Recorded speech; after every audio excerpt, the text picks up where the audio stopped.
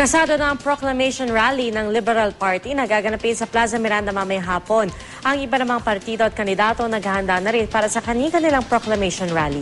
Balita hatid ni Sandra Aguinaldo. Maayos nang nakatayo ang entabladong ito, pati na ang mga ilaw at sound system dito sa Plaza Miranda sa harap ng Quiapo Church sa Maynila. Para ito sa proclamation rally na pangungunahan mismo ni Pangulong Aquino para sa 12 kandidato ng Administration Coalition. Dito sa Plaza Miranda gagawin ang proclamation rally ng Team Pinoy. Ayon sa kanila, makasaysayan kasi ang lugar na ito dahil dito raw sumabog ang granada sa meeting de avance ng Liberal Party noong rehimeng Marcos. Naging simbolo na rin daw ito ng ating demokrasya.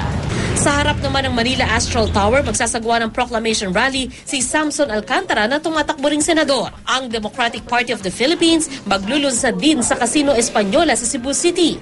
Ang partido namang ang Kapatiran sa February 15 pa magsasagawa ng proclamation rally.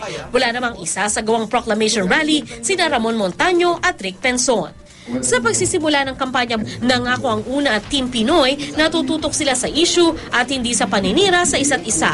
Ayon sa Team Pinoy, aktibo mangangampanya ang Pangulo para maipwesto sa Senado ang 12 makakatulong daw niya sa natitirang 3 taon ng kanyang panunungkulan. The President is not fudging. Hindi siya nagtatago sa kapanahunan ng kung may kaunting kritisismo. He really looks at this as a referendum of how he has been doing over the last 2 years and 7 months. Ang una naman, hindi raw makikipagbatuhan ng putik sa kampanya. Nananatili raw maayos ang samahan ng Pangulo at ni Vice President Jejo Marbinay. Ang grupo namin ang magsisimula ng bagong politika na susuportahan ang lahat at lahat ng tamang ginagawa ng ating pamahalaan.